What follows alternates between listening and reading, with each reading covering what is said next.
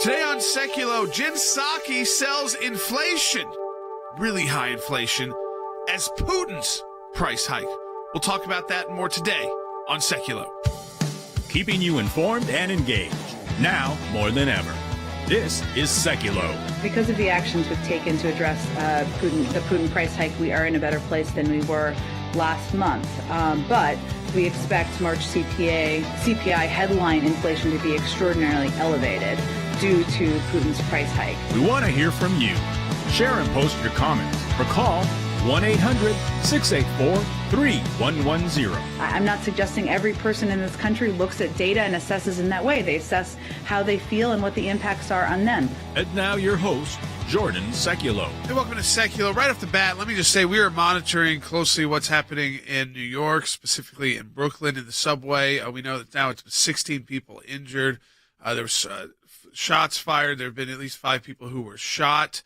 There was also some kind of smoke device used inside the subway car. So we are monitoring that. We're live broadcast, so we got our team. Whenever that press conference does begin, they'll monitor it. If there's news that is necessary for the country to hear, as we're talking to people in all 50 states and around the world, we will, of course, report that. And our thoughts, our prayers are with those who have been injured in whatever it is. Would be a horrendous moment.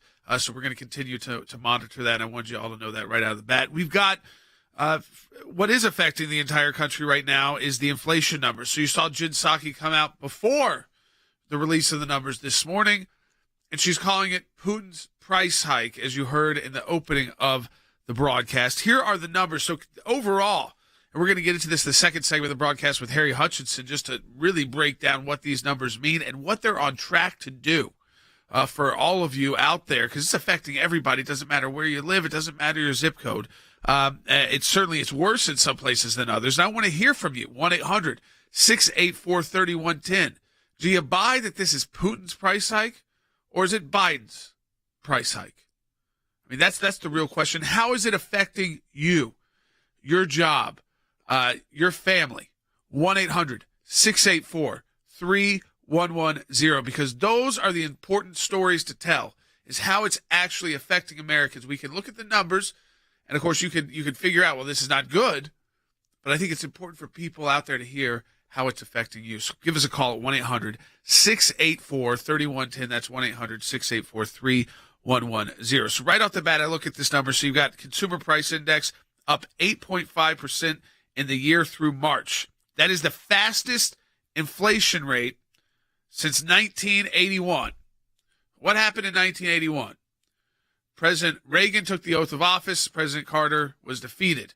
So it was the Carter years. So we have to go back to the late 70s and early 80s to see inflation at this rate. And the numbers don't always tell the full story, as we'll get into in the next segment of the broadcast, so you might see these very high numbers. For instance, at 8.5% through the year. Where could that number go if we stay on this track? It's not going to stay at 8.5. And it's not going to just be at 9.5. We're going to get into that next segment of the broadcast. So as we take your calls at 1-800-684-3110. Energy prices up 11% in March. So that's on top of what they were already up. 32% year over year. 32% year over year. Gas in the month of March up 18%. Up 18% in the month of March, and they are blaming Putin, not taking responsibility themselves to do things that will help the American people. We have a lot of phone calls coming in already. I want to talk to you at 1-800-684-3110. Unfortunately, these numbers don't even tell the full story. That's why we're going to bring in an expert, Harry Hutchinson, our director of policy, who's an economic expert, to break this down further for you as we take your phone calls at 1-800-684-3110. And let me encourage you to support the work of the ACLJ. Later in the broadcast, we're joined by Rick Rennell. The State Department has evacuated all non-essential U.S. personnel from Shanghai. What's the story there? Why do we keep evacuating our embassies and consulates around the world under the Biden administration? We'll get into that with Rick later on in the show. Give us a call, 1-800-684-3110, and support the work of the ACLJ at aclj.org. Another way you can do it, share this broadcast if you're watching it with your friends and family.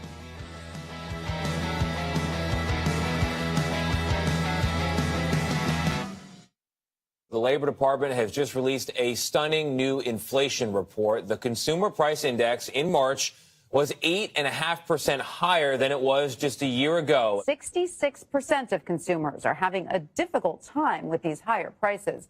The economy right now is bad, and inflation is the leading cause. Food prices jumped 8.8%. Energy prices spiked 32%. Every bad thing that happens is totally, completely out of their control, even though they were the ones that suppressed America's oil and gas capabilities. They artificially reduced the world supply, and lo and behold, you're paying record prices and paying more for every item you buy in every store you go to. Because of the actions we've taken to address the Putin price hike, we are in a better place than we were last month. But we expect March CPI headline inflation to be extraordinarily elevated due to Putin's price hike. When the most visible response that people are perceiving is the idea that we're going to have some alliterative name like Putin's price hike that's being pushed on them instead of something more substantive, it doesn't really matter what you're due on an underlying basis. People are going to lose confidence and faith in the institution. We saw the prices jump not just after President Biden was inaugurated, but right after he was elected, the prices began to jump because people realized what was going to happen. So this had nothing to do with Putin, that first spike there that you see the first 6 months of the Biden administration. Many voters do feel that inflation, and correctly so, predates the war, and it can't all be blamed on Vladimir Putin. We talked about inflation long before there was an invasion, but we also know that factually, if you look at the data, the average gas prices are up $1.80 cents to $1. It's about a 25%. We've seen increase in gas prices since the start of this invasion, and we know energy prices is a big driver of the inflation data.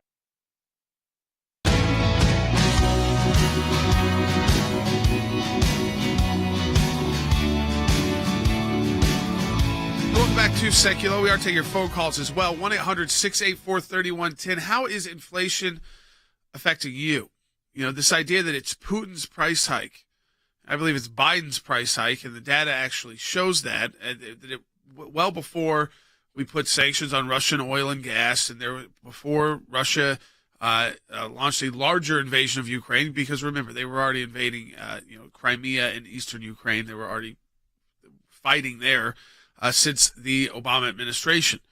But the idea that the numbers are just so staggering that the White House yesterday came out before the release to basically set the tone that, yes, you're going to see very high numbers, but we're going to blame it on Vladimir Putin. We're not going to take responsibility.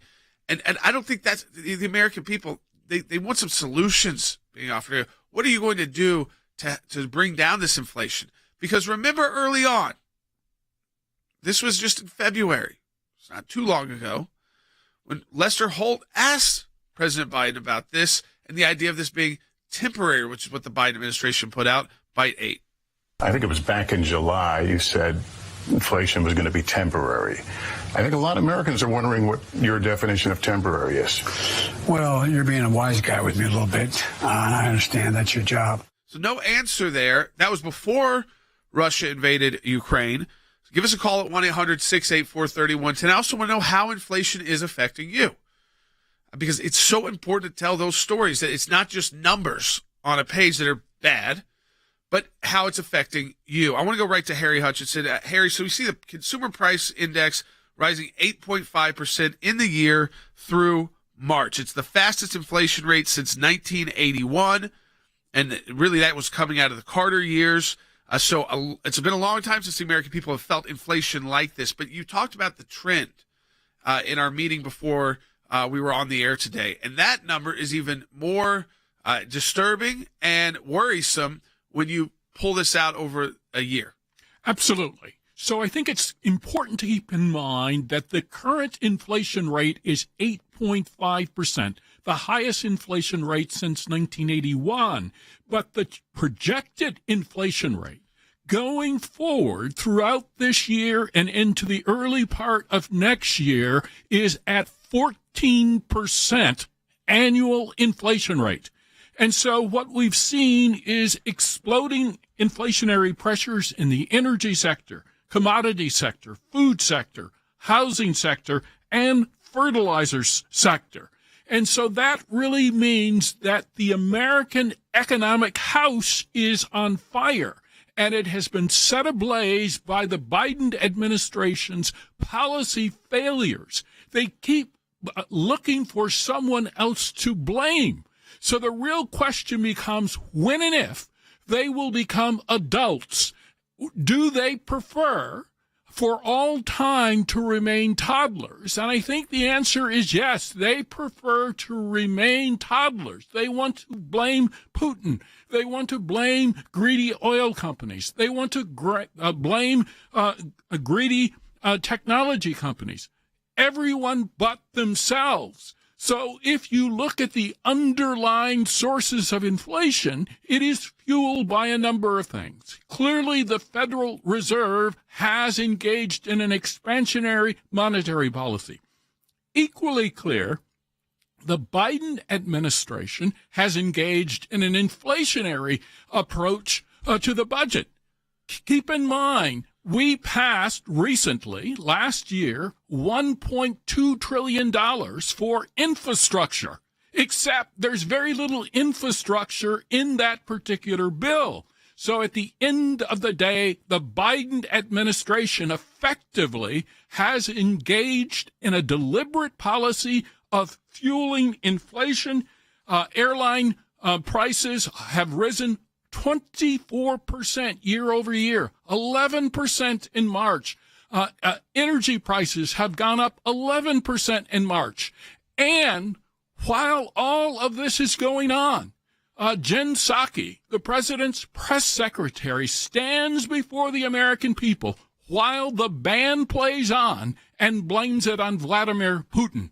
So one of the things I think that the American people need to do is demand that Jen Psaki finally grow up. Yeah, I mean, let me play it for you again if you're just joining us on the broadcast. I mean, I think she doubled down on this throughout the press conference over and over and over again. Putin, Putin, Putin.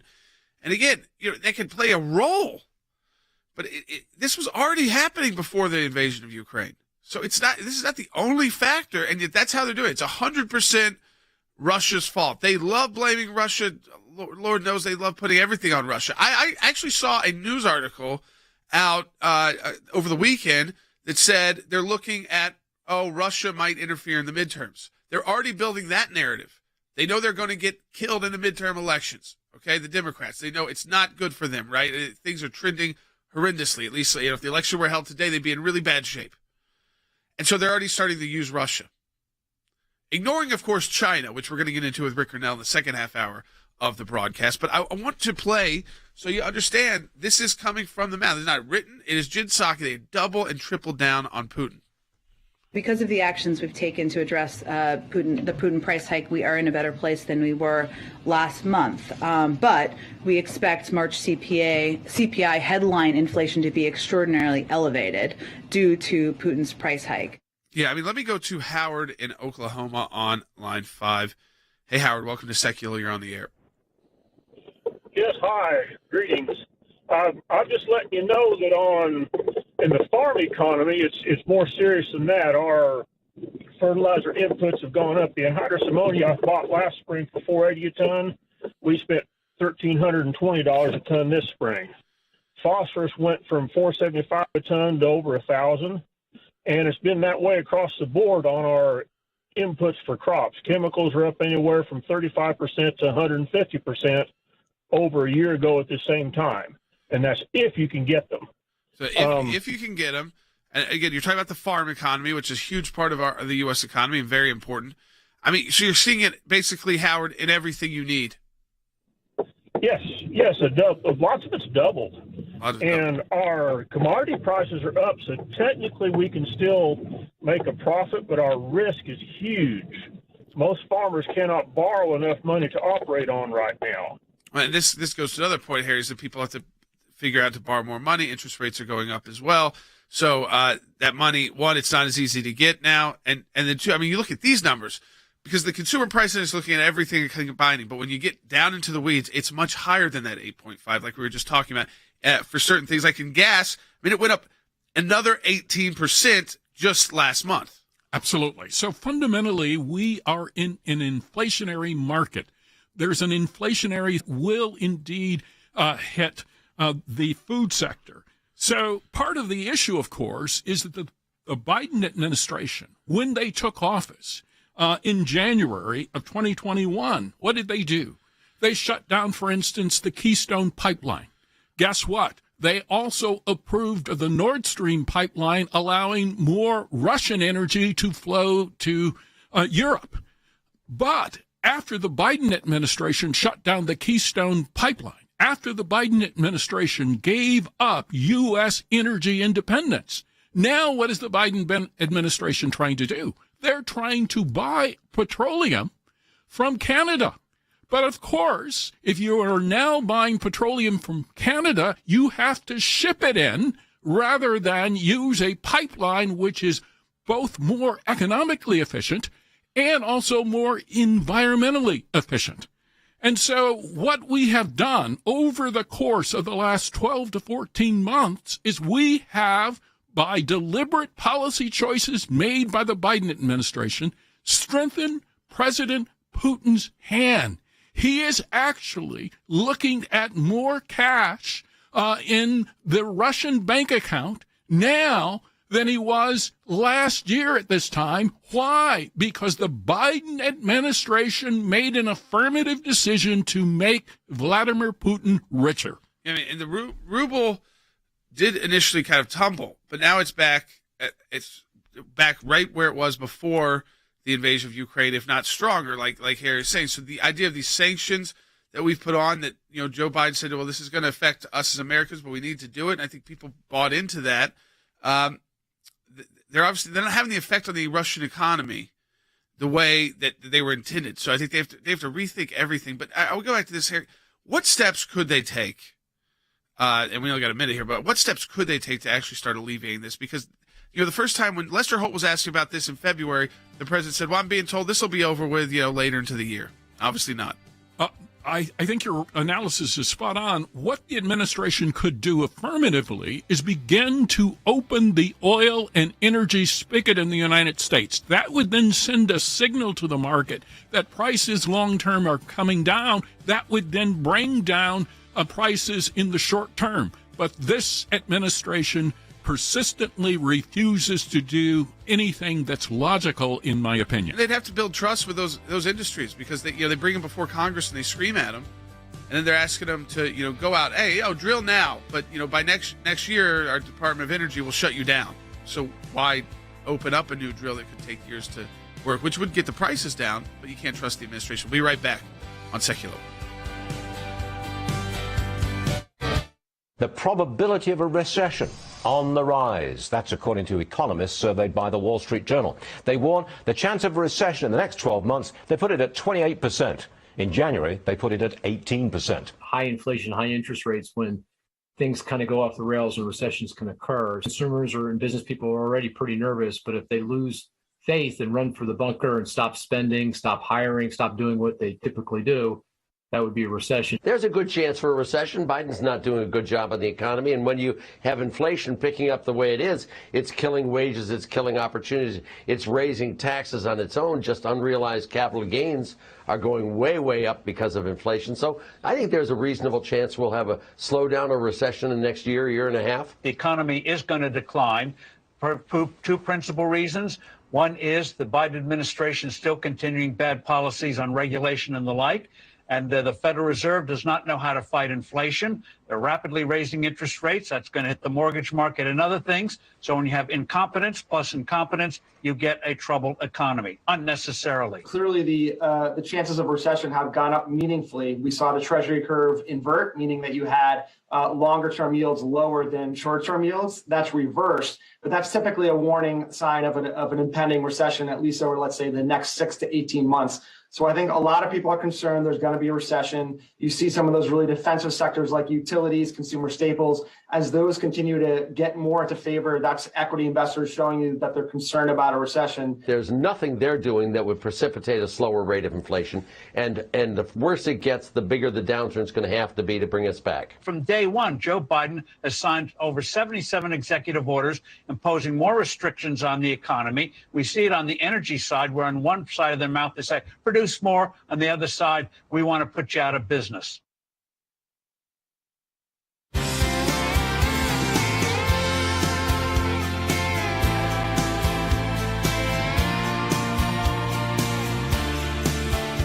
All right, welcome back to Sekulow. We're going to take your calls too. 1-800-684-3110. That's 1-800-684-3110. I want to play this soundbite from Jen Psaki.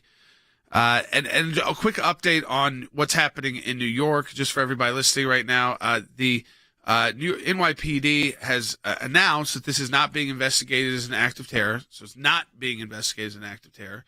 And, of course, the suspect is still at large. So they have not captured the suspect. Some indication because of these statements that they're making that they might have a likelihood of who it is. But again, we'll still monitor it. And of course, there's a lot of Americans injured there, and we'll follow it and report updates as needed throughout the show today. And if we need to get in tomorrow, we will as well. But let's go to Jen Psaki. So I want to set the stage here. She gets out ahead of what they already knew were going to be very bad inflation numbers. So instead of talking about it today, which I'm sure she'll get questioned about, she got out there yesterday and just started the blame game. Take a listen to Bite 5. There's no question that energy prices continue to be month by month a driver of inflationary data. And we know that since the start of this invasion, because of the reduction of oil in the supply in the global oil market, that from Putin's invasion, that is a big driver. Remember, we were energy independent when Biden took office. It's because of his policies and attacking the oil and gas industry, and canceling Keystone Pipeline, the permitting process. I mean, the list goes on and on. But they're hostile. They are hostile to oil and gas. This started well before any invasion of Ukraine. It started before we sanctioned Russian oil and gas, which I'm not even sure yet that we've stopped getting. Because, there was like 90 days of time, and some of that gas was already in transit. So that's still coming in. But the only reason we were relying on other countries to get us energy sources was because of policies by the Biden administration. They're the only ones responsible. If we had stayed energy independent, prices would have been down, and we could have cut off Russia because there was no need for Russian oil and gas. So there's no need to punish the American people and the economy for what Putin's doing, and everything would have. So it all goes back to their policies. But I want to let people tell their stories too, because when you hear from the farmer that the prices are up 200% and 300%, that's different than what you just read in these numbers, which are horrendous. And it's up 8%, but you've got to. This is all compounding on top of each month and throughout the year. 1-800-684-3110 if you want to share your story about how this is affecting you, whether it's your job, your home, your family. Give us a call, 1-800-684-3110. Let's go right to the phones. Melissa in South Carolina on line 3. Hey, Melissa. Hey, Jordan. Yeah, my rent is going up $140 a month, and in addition to all the other things. So I'm going to actually have to move because that exceeds, the little raise that I got for the year, and I can't afford to stay where I'm at. Yeah, I mean, so this is when it when Washington D.C. And Melissa, I appreciate you calling and just sharing that about your own personal situation, because they don't so often these leaders, they just see these numbers on a paper and they think, it's up $140. That's no big deal. People can cover that. That's not the case. People budget out, and when the economy was good and through, they budgeted out. Okay, I'm going to get a little raise, like Melissa said. I can afford this. But then, everything gets so much more expensive that you compound all of that. So it's not just the $140 raise on rent a month. It's that everything is costing another $100 extra a month or $200 more a month I'm spending on gas and food. So it all compounds together, just like how the the inflation does and the numbers do. And it affects all aspects of your life. You end up having to move yourself, which, again, as most people know, is not a pleasant thing, even if you can find another place to go that's more affordable. 1-800-684-3110. Let me go to Don in Texas on line 1. Tell a bit different side of the story. Hey, Don. Hey, let me tell you, I'm 76 and my wife's 74, and we're on a fixed income. And I'm telling you, it's terrible. Mm. We used to fill both our vehicles up for $60, and now it costs $120. Yep. And when we go to the grocery store, we can't buy what we want to buy. We have to buy what we can afford to buy. And, ever since I've been alive, the Democrats have always seem to blame something else on their generated problems. Well, And Don, I think what you just said there, as an American on an income, which you knew what you have each month, you plan, but that you're going to a grocery store, you can't buy what you want to buy.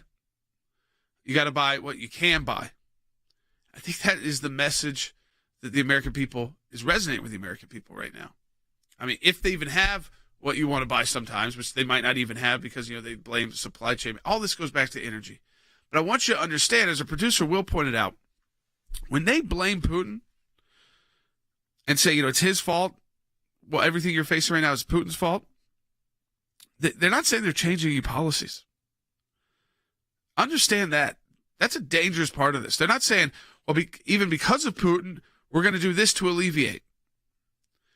We're going to do, take another tax. Maybe we'll really work with those oil and gas companies and let them know we're serious about letting them get back to American energy independence. We realize that our policies on Green New Deal, Democrat-style policies aren't working right now for the American people, and that's our job, is to take care of the American people first and foremost. So we're going to look into that. But no, they're beholden to, they are owned by the left wing of their party, and that's who is controlling now the Democrat Party.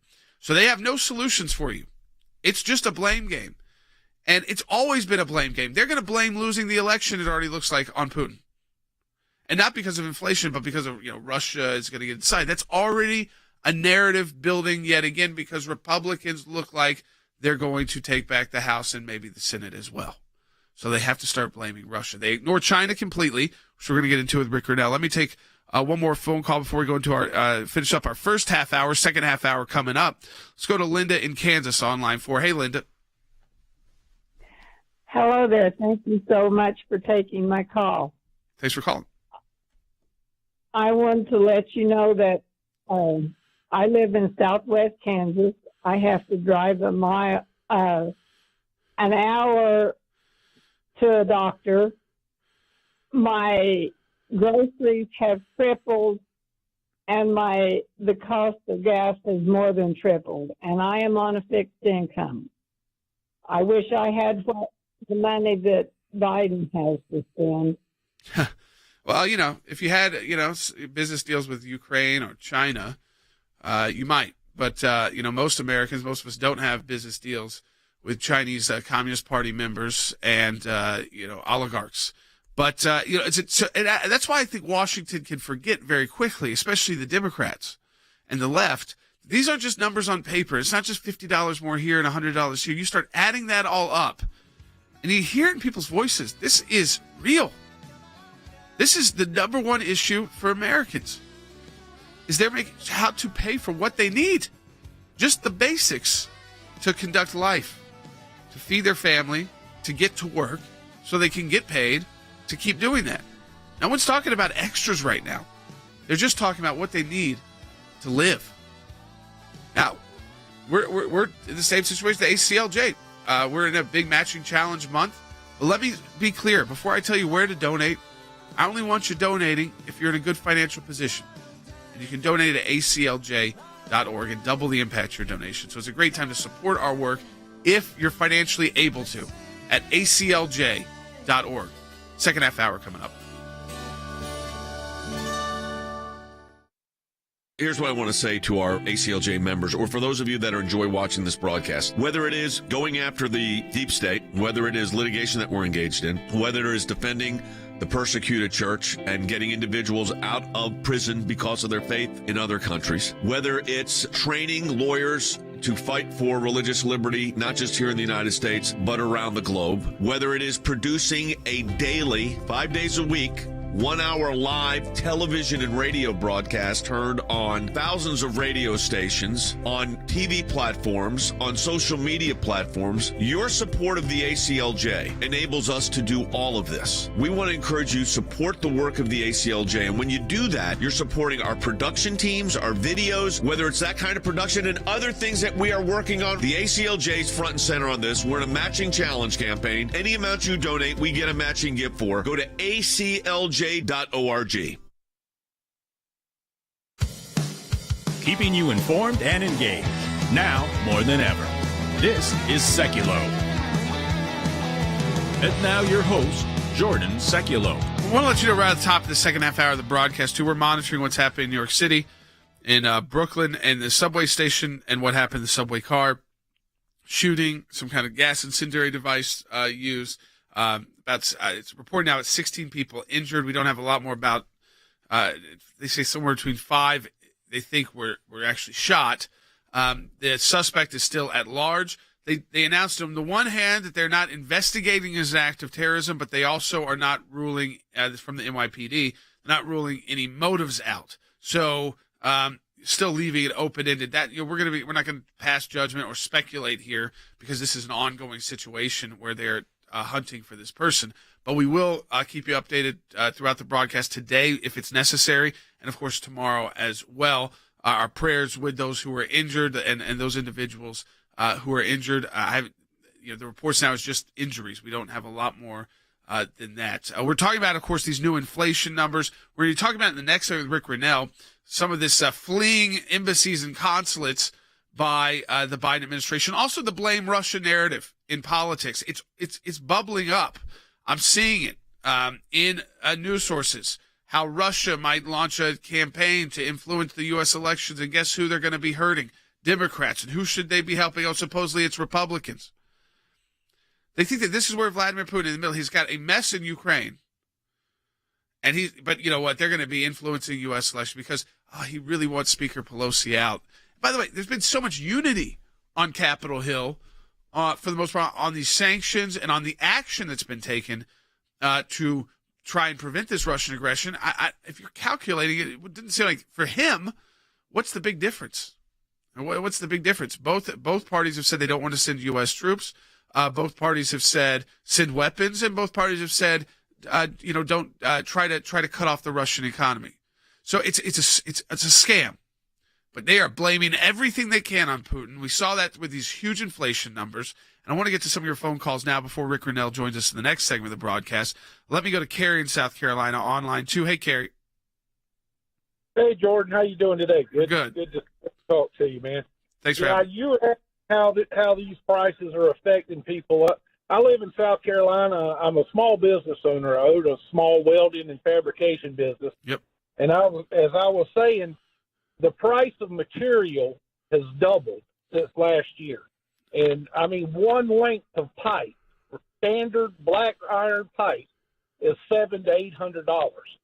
And when you go to bid a job and you have double material, the price of diesel for your truck, your welding machine, your welding gases, it's making us have to price jobs so high people just can't afford it. And it's trickling down to everyone. Everyone's, I mean, the business owner, the customer, they can't get what they want to get done because of the price of the material and the price of the job. It's just ridiculous. And that's probably Chinese pipe. Yeah, I mean, that's it. Well, I mean, you put it all together. And Carrie, I really appreciate it because you explain it as a small business owner because of how it affects every single person. It affects you. Everything costs more to get. So when you're pricing out a job for somebody, they're saying, you know what, I can't afford this right now. Well, that then affects if you got employees because you're not getting the jobs that you would because the prices are just too high to even turn enough profit to keep your business going. This is why it impacts every segment. You talk about diesel, gas. Every segment and every person is affected by this, whether you are the business owner or you work for the business or you're the consumer. It's everybody. And so the idea that you just blame Putin when the numbers were already going this way is absurd. But this is what they're going to do with the elections, too. We're going to get into more politics with Rick Grinnell in the next segment of the broadcast. We'll continue to take your phone calls, 1-800-684-3110. That's 1-800-684-3110. And let me encourage you, if you can, I always say if you can financially, right now, support the work of the ACLJ. We have a matching challenge. You can double the impact of your donation at aclj.org. That's aclj.org. And again, you're financially able to. You can, when you donate $20, we have donors that are going to match that, so that becomes like $40 for us at the ACLJ. And that's our bread and butter, is your grassroots financial support, aclj.org. In my time in service, both as the CI director and as Secretary of State, I watched the good work that the ACLJ was doing here in the States and all across the world. The ACLJ's work at the UN, overseas with the European Court of Justice, is incredibly important. We have on our team lawyers, non-lawyers as well, that are policy experts. They're all engaged in foreign policy issues. We have been focused on protecting the nation state of Israel, particularly before the United Nations. We don't shy away from the battles that are going on at the UN and just complain about them. We actually try to go in and do something positive and actually affect change. The risk of an incomplete or unsolid relationship between the United States of America and Israel is real. Israel is very important to the ACLJ, and we will always fight for Israel's rights. We had a series of cases at the European Court of Human Rights, primarily dealing with religious liberty. And as Secretary of State, I saw this too. Nations that had more religious freedom were on firmer footing. They had better democracies. America has always been the world leader in religious liberties, in freedom of conscience and freedom of speech. We've taken the First Amendment, and that has been our cornerstone. It's to defend the rights of people of faith and others that are having their rights abused. We not only hold our government accountable, but we hold other governments accountable. You have to keep the battle going when it's not cool anymore, when it's not the #1 story on TV. You have to actually be committed to fighting it out, or else you'll never win. The ACLJ's front and center on this. We're in a matching challenge campaign. Any amount you donate, we get a matching gift for. Your support of the ACLJ enables us to do all of this. Go to aclj.org today. That's aclj.org.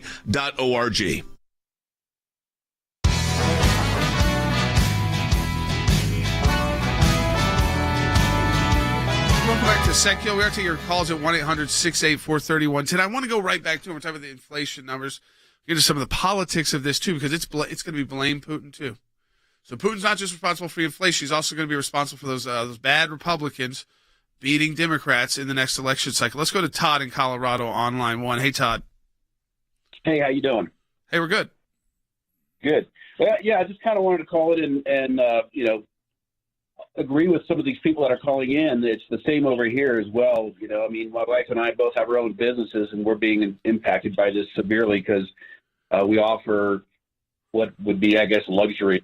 Everybody's spending their money elsewhere instead of on, portraits and parties and things like that because, it's crazy how fuel prices have gone up so much. I used to spend $40 to fill my tank up on a car that was stolen from me, actually, but it had a bigger tank than the car I have now, and the car I have now, it's $65 to fill up. Yeah.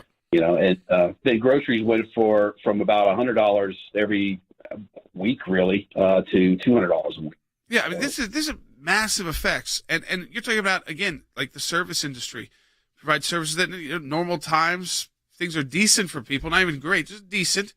They're gonna have their kid's birthday party, maybe bring in a photographer. You do these things, but when things get tight, you don't do it. You gotta provide the basics, which is being able to get to work and feed your family, basically. I mean, clothe your family. But I really appreciate, Todd, you calling in. I appreciate people actually telling the true stories. Rick Grinnell is joining us now, former acting director of national intelligence and our senior advisor for foreign policy and national security. Rick, we talked about this blame Putin, which is how the White House went out with their messaging on inflation. But it's also starting to bubble up, Rick, in politics. CNN yesterday reporting, and the headline is, this is one, we've been dealing with for, it seems like 8 years, maybe 6 years. The U.S. assesses that Putin may increase efforts to interfere with the U.S. midterm elections, Rick. They're going to blame Putin for Democrat losses, too?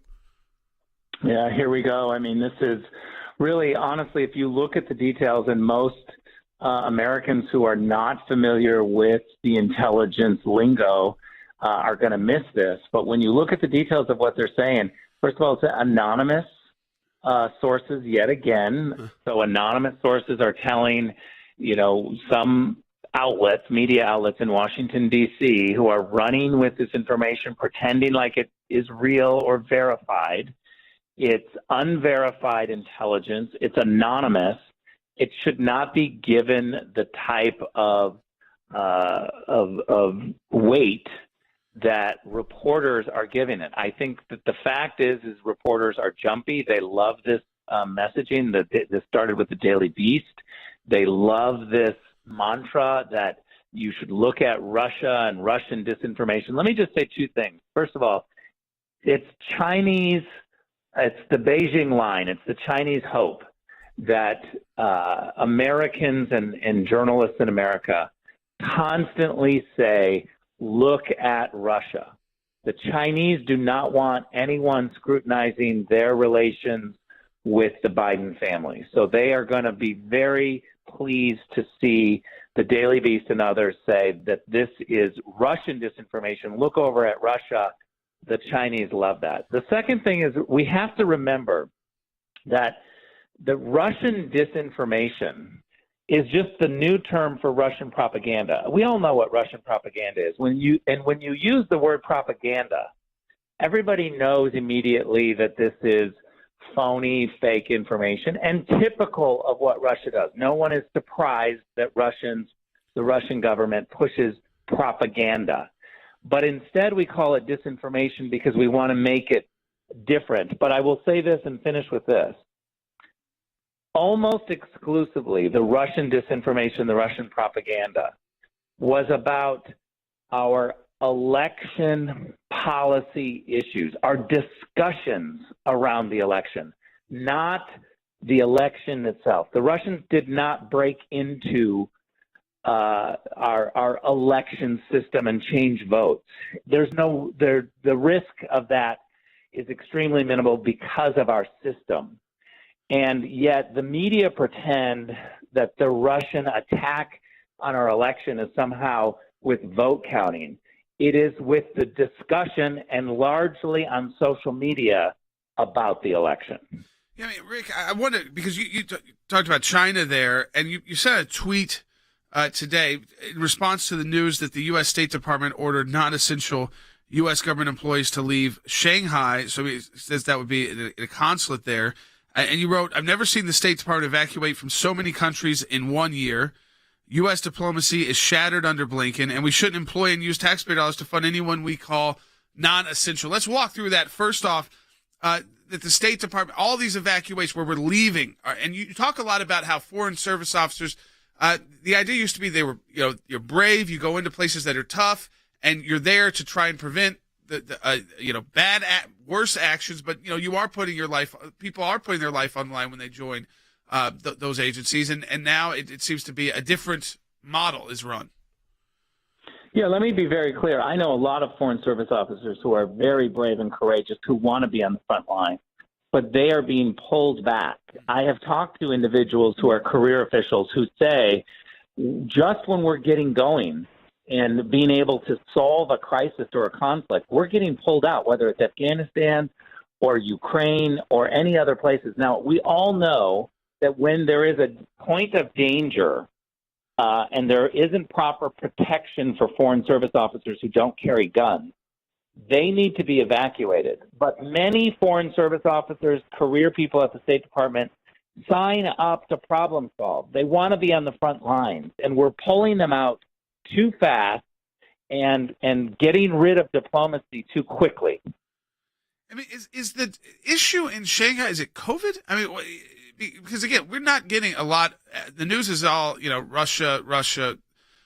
So we kind of ignore. I know that they're dealing with COVID. It's very strict there, but would they pull out non-essential over that? I mean, what do you think the issue is there? We have a compound in China, and we are able to control our foreign service officers and others who are there. So this should not be a COVID issue. I mean, when you look at the stats as well of when you get COVID, if you're healthy and you're vaccinated, the percentage of serious sickness, hospitalization, or death is extremely low.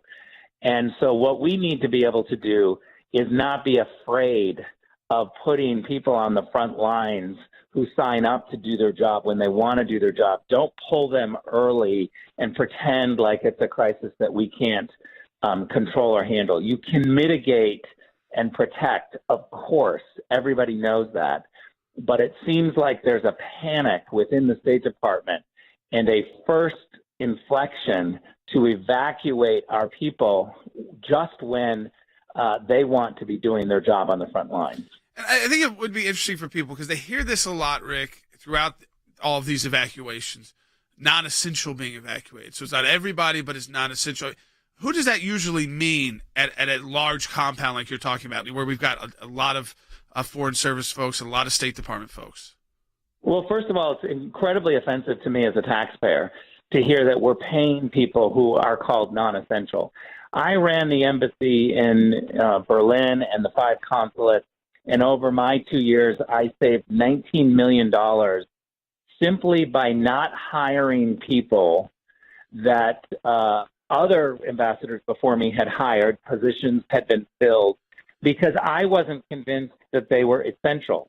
And so I really can't tell you who an ambassador would say, this person is so non-essential that I can do without them, despite the fact that I'm using taxpayer dollars to pay their salary. I find it offensive. I find it a waste. And every single ambassador should reject the non-essential workers. If it's not essential, why are we paying them? Why are you wasting taxpayer dollars to pay someone's salary who literally doesn't matter? That's what they're saying, non-essential. I want only essential workers, and then we pay them if you are able to do a job that we need you to do. Final question for you, Rick. We only got about a minute here, but you're talking politics. You're really involved. You're going around the country. And talk about Arizona for a little bit. We look at those Senate races. We're getting more and more to that on the broadcast. And I know you're following that one closely and what's happening there. Yeah, there's some new news out of Arizona with a poll that just came out showing that Jim Layman has really broken away. I think this is remarkable. He's got a double-digit lead over Mark Brnovich, over Blake Masters. He's up. Jim Layman's up on television. Others are not. Jim Layman's got a lot of money and now is way up. I think this race could be over in Arizona. Yeah, so there you go. We're going to start getting more and more up to. I appreciate it, Rick, because with Rick's foreign policy experience, but also his political experience right here in the United States, it's great to have as an asset. The closer and closer we get to the primaries, we start seeing who the leading candidates are going to be. Rick's tied in, of course, directly with President Trump and their efforts and their pack there. So it's great to, again, you can build all this and put it all together. And, of course, fight back against the absurd narrative that it's Russia who's going to be the reason why Republicans win. No, it's Joe Biden's bad policies. Right back.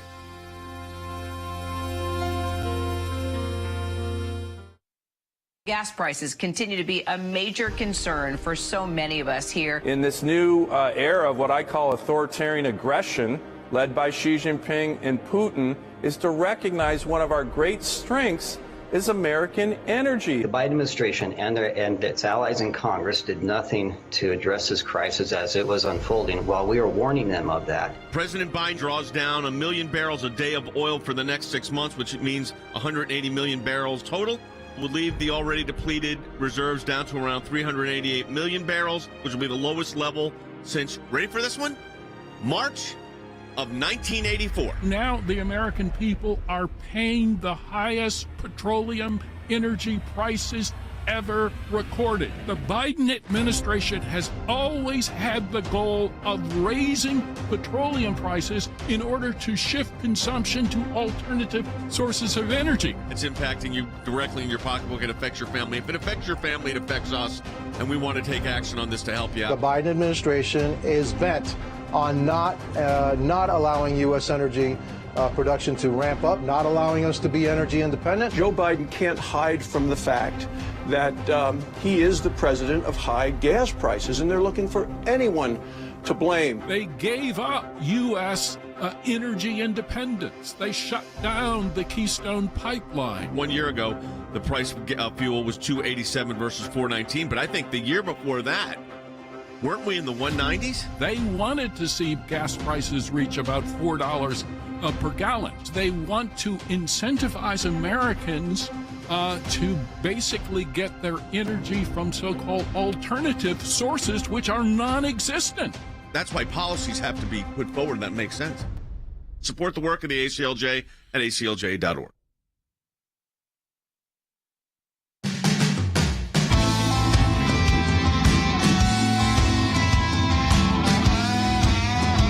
Welcome back to Sekulow. We're going to take your calls to 1-800-684-3110. We're going to get into, because we talked about all this Russia blame.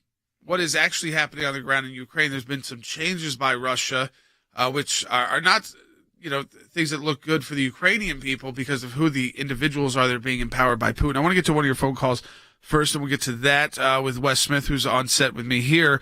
Let me go to Bruce in South Carolina on line one. Hey, Bruce, welcome to Sekulow. Hey, Jordan. Thank you so much for taking my call. Listen, I was listening to the gentleman with the welding company that called in, and, 5 years ago, my wife and I started a second company, second independent business, and we've done very well with it. And just in a year's time, we are facing now having to liquidate that company because we are not able to stay afloat, keeping the two companies going, and we're actually losing money in this economic situation between fuel and work shortage. And it's a hard pill to swallow, seeing what's going on with the economy right now and where we're at. Yeah, I mean, this is what I'm talking about. You have people who are industrious that you started a second business 5 years ago. You put the heart, the sweat, and the resources into that, and then, you talked about another interesting point, Bruce. I think that this is important because it's the bigger story too. It's the inflation, plus the fact that it's even finding people to work when you have the money to pay them, and when you can hire people, is also very difficult. So when you add that together, it's too expensive to do business, and even if you can't get anybody to work there, what happens? The business closes, so the hard work put into that. And again, you start hearing these stories all over the country from different people, whether they are business owners, they work for a company, they're retired, everybody is dealing with pain right now. And again, it's impacting everybody. But I want to also focus on because all this is being blamed on what's happening in Ukraine. And there is news there that is important to update you all on. And I want to bring in Wes Smith, who's our senior military analyst. And Wes, they brought in a pretty tough, bad guy, the Russians. He was responsible for what happened in Syria and the atrocities there of civilians. Right. Tell us about what Putin has changed with his top commanders in Ukraine. Yeah, the world mustn't be fooled and think that somehow Putin is having second thoughts about the invasion or that he is backing away. They're doing a reset in Ukraine. They are moving troops from the north down to the south and the east to hold on to land there because so far it's been very humiliating for the Russian forces. 1/4 of their battalion tactical groups have been either decimated or they're no longer combat ready. And so what he's done, he has appointed General Alexander Dvornikov as the new theater commander for all of Ukraine. He was already in command of just the eastern and southern portion of the Russian forces in that country. He is now the supreme commander of all that is going on in Ukraine, where Russia has lost thousands of troops so far. And you are correct. He was in charge of the air campaign in Syria, and the Russian Air Force attacked people, including civilians, all over Syria. But just in the city of Aleppo alone, under his command, 25,000 civilians were killed by this general.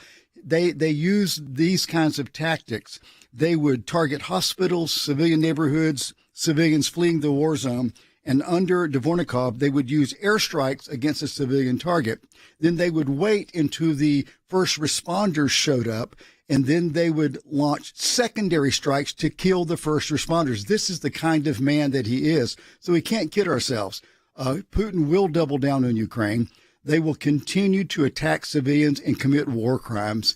The appointment of this general is an attempt by Putin to lick his wounds, to consolidate his forces, and to start over again.